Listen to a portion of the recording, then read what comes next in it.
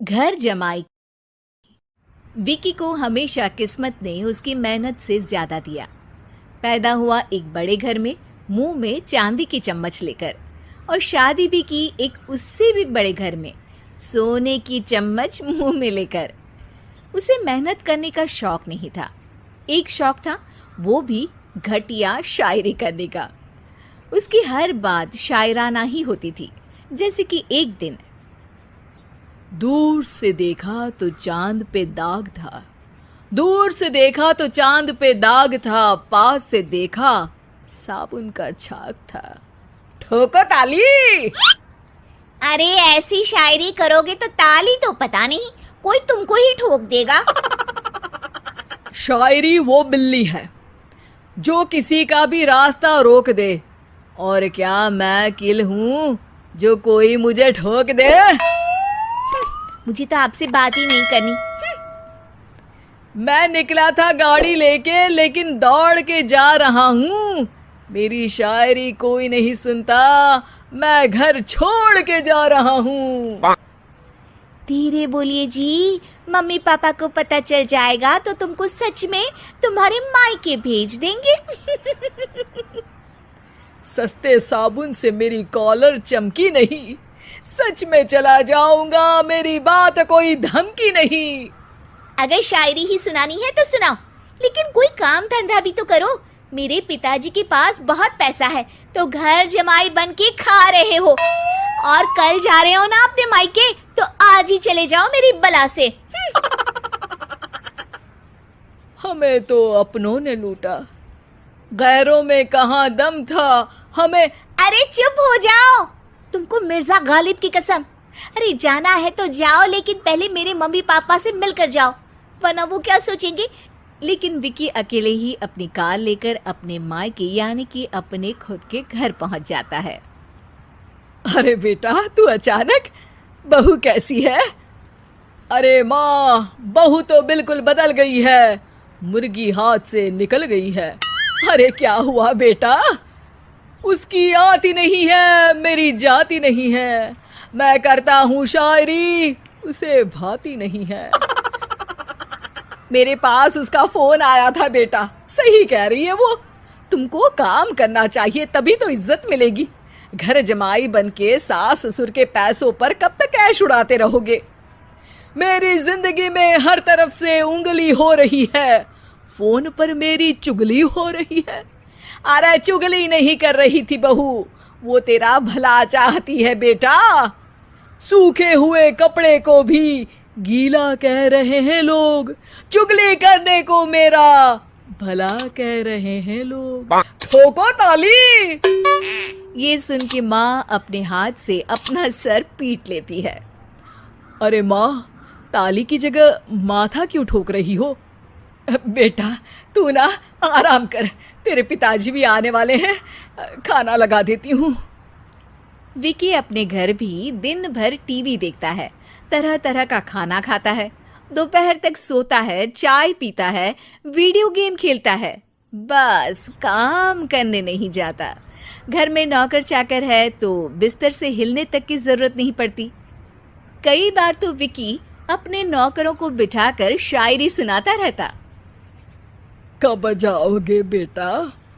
अरे कैसी बात कर रहे हैं डैडी, क्या आप मेरे फादर नहीं? आप मुझे भगाना चाहते हैं क्या? ये मेरा घर नहीं। अरे नहीं बेटा, तुम्हारा ही घर है। हम तो चाहते थे कि तुम यहीं रहो और मेरा काम आगे बढ़ाओ, लेकिन तुम ही चले गए घर जमाई बनने। अरे मेहनत तो गधे भी करते हैं, मैं अच्छी किस्मत लेके पैदा हुआ हूँ, मैं घर जमाई हूँ, ससुराल का फूल गेंदा हुआ हूँ। ठोको ताली। पिताजी और माँ सच में ताली बजा देते हैं। ऐसा पहली बार होता है जब विकी की शायरी पर किसी ने ताली बजाई हो। अरे आप लोग सच में ताली बजा रहे हैं? हाँ हाँ बेटा, तुम्हारे ससुर का फोन आया था, बोला जब तक घर जमाई जी कोई काम ना करने लगे हमारे यहाँ मत भेजना। अब तू तो काम करने से रहा और तुझे रहना भी है हमारे घर में ही, करेगा भी शायरी ही। और बार बार ठोको ताली बोलेगा तो आदत डाल ही लेते हैं ताली ठोकने की। विकी उसी वक्त खड़ा होता है और बहुत गुस्से में सीधे ससुराल के लिए निकल जाता है। फिर से आ गए? लेकिन सुमन को देखते ही विकी पिघल जाता है। अब सुमन, आई एम सॉरी, आज से ना मैं सिर्फ शायरी ही नहीं बल्कि काम भी करूँगा। तुम अपने ऑफिस में बात कर लेना, कोई भी मेहनत का काम कर लूँगा। मैं घर जमाए बन के रहूँगा लेकिन काम करूँगा और इज्जत से रहूँगा। मतलब सिर्फ तुम नहीं आए हो, तुम्हारे साथ तुम्हें अकल भी आ गई है। मैं अपने कारखाने का मैनेजर बनाता हूँ तुमको, कल से मेरे साथ चलना वहाँ। थैंक यू ससुर जी। थैंक यू से काम नहीं चलेगा, एक शायरी सुनानी पड़ेगी। है जरूर। ससुर के पास पैसा होते भी मेहनत जिसको भाई है, वही सच्चा दामाद है, वही अच्छा घर जमाई है। ठोको ताली।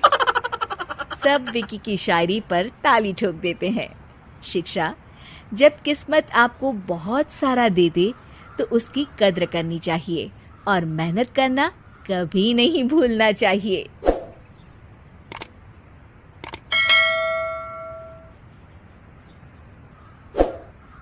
जलन। ममता बहुत ही सीधी और प्यारी लड़की थी, वहीं सुनील एक सरल और आगे बढ़ने की सोच रखने वाला लड़का। सुनील, बेटा सुनील कहाँ है? अरे जरा एक गिलास पानी तो दे दो। हाँ माँ, अभी आया।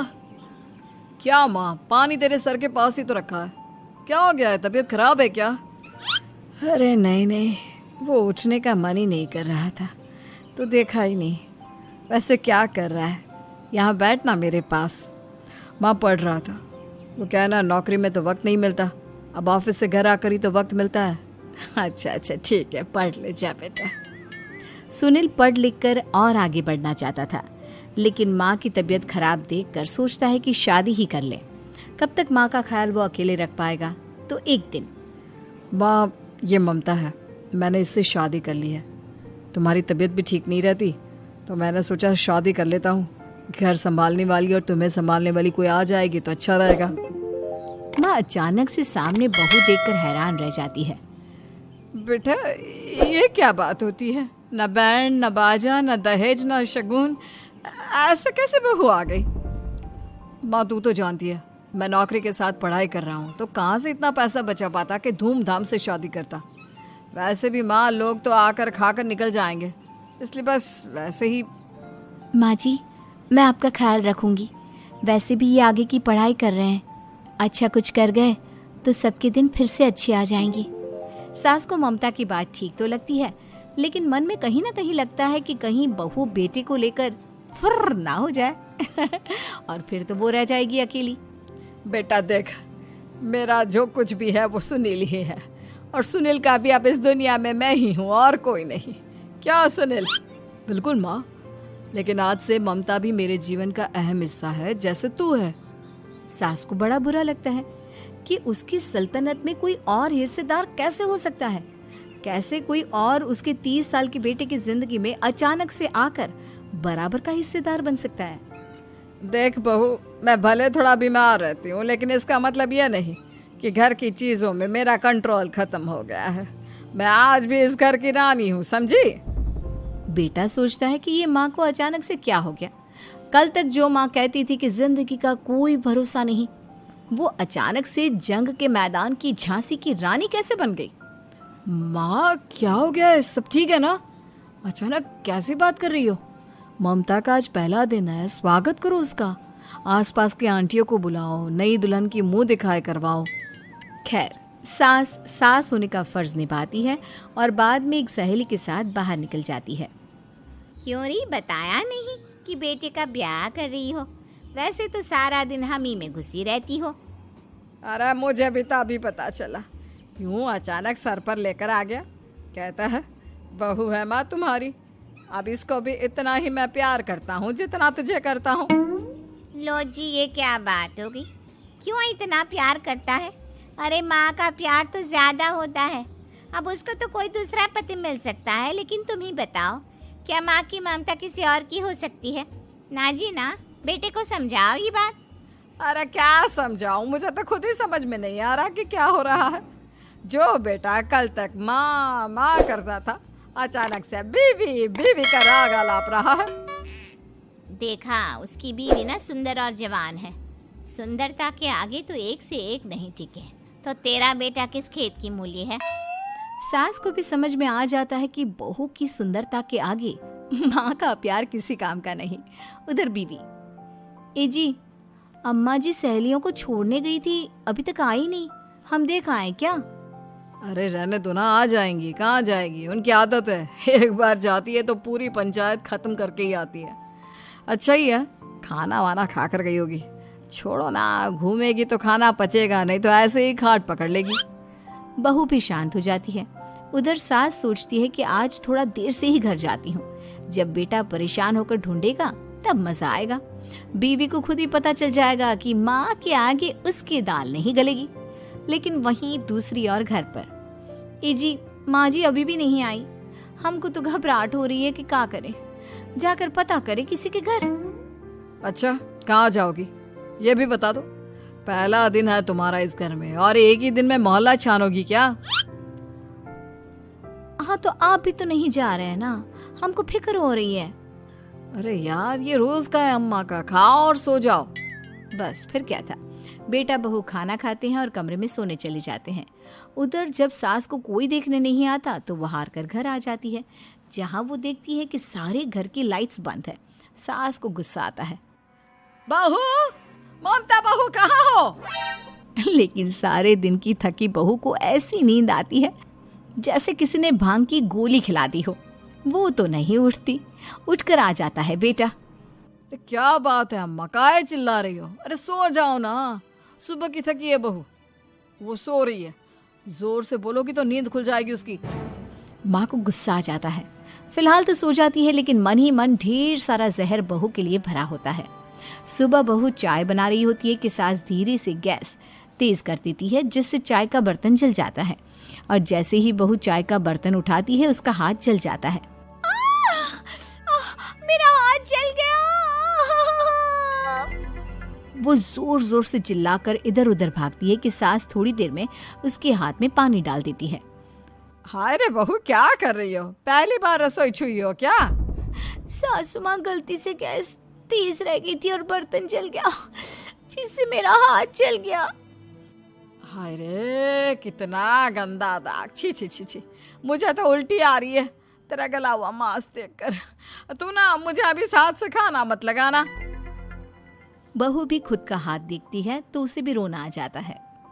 कुछ दिनों के बाद सास की सहेली आती है, बहू चाय बनाकर लाती है। उसके जाने के बाद सहेली कहती है, बहू की सुंदरता ऐसी है कि कोई भी दीवाना हो जाए। वैसे तेरे बेटे का क्या हाल है? अरे वैसा ही है, बहू के पीछे लट्टू। क्या करूं, कुछ समझ में नहीं आ रहा। मैंने तो बहू के चेहरे पर दिवाली के पटाखे की चक्री फेंक दी, उसका पूरा चेहरा जल गया। अब देखो ना रही सुंदरता, और ना ही अब मेरा बेटा उसे पूछता है। अरे अब तो वो उसे छोड़कर दूसरी भी देखने को बोल गया है मुझे। बहू सारी बात सुन रही होती है। आंटी, एक बात बताइए, क्या भरोसा है कि दूसरी सही आए और आपके अनुसार रहे? देखिए आंटी, मेरी सासू माँ को गलत बात सिखाने की जरूरत नहीं है। हमारा परिवार साथ में खुशी से रह रहा है। देख बहू, मेरी सहेली की बेइज्जती ना कर, वही अच्छा रहेगा तेरे लिए, समझी? बहू नहीं मानती है। वो बार बार उनकी सहेली को घर से निकल जाने को कहती है। तभी सास की सहेली पास के चूल्हे से लकड़ी लाकर बहू के चेहरे पर लगा देती है। बहू जोर जोर से रोने लगती है। अरे ये क्या कर दिया? मैंने कहाँ किया, ये तो तूने किया। तू ही नहीं चाहती थी कि बहू बेटे के साथ रहे, भला मैं क्यों करूँगी? मैं तो चली, निपटो अब। बहू रो रही होती है, दर्द से चिल्ला रही होती है, लेकिन सास उसे डॉक्टर के पास नहीं ले जाती। तभी पति आता है। क्या हो गया ममता? ये दाग कैसे लगा? तुम कैसे जली? ममता कुछ नहीं कहती, बस दर्द से करा रही होती है। पति माँ की तरफ देखता है। हो ना हो माँ, ये पक्का आपका काम है। आप ही ममता से जला करती थी ना। देखना माँ, अब पुलिस आएगी, केस बनेगा, लेकिन पहले मैं ममता को अस्पताल लेकर जा रहा हूँ। सभी अस्पताल जाते हैं, जहाँ डॉक्टर ममता की सास से कहते हैं, आपने तो नहीं जलाया ना बहू को? अब ममता की सास के तो पसीने छूट रहे होते हैं। वो घबरा कर कहती है, ना ना डॉक्टर साहब, कैसी बात करते हैं, हम क्या जलाएंगे अपनी बहू को। डॉक्टर ममता के पति से पूछते हैं, देखिए, क्योंकि ये ससुराल में जली है तो मामला पुलिस का बनता है, तो आप पहले पुलिस को बुलाइए, तभी इलाज पूरा होगा। सास डर जाती है कि अब तो बच्ची जिंदगी जेल में ही रहना होगा। रहने दीजिए ना, पुलिस को क्यों बुलाना। सारी हंसी खत्म हो जाएगी जब पुलिस के डंडे पड़ेंगे। बहू को जलाना भले ही बहुत आसान हो, लेकिन उसके बाद सारी जिंदगी जेल की हवा खाना। सास डर जाती है। पुलिस आती है। पास लेटी दर्द से करा रही ममता स्टेटमेंट देती है। तो क्या हुआ था, कैसे जली आप?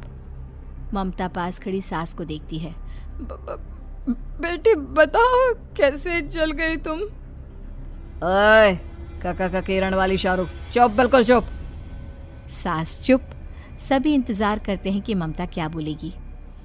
जी, मैं खाना बना रही थी, लकड़ी उड़कर मेरे ऊपर गिर गई और मैं जल गई। सास बहू की बात सुनकर रोने लगती है। देखा माँ, कितनी समझदार है ममता। ये चाहती तो, हाँ बेटा, ये चाहती तो मैं आज जेल में होती। मुझे माफ कर दे, मैं आगे से अभी कभी ऐसा नहीं करूंगी।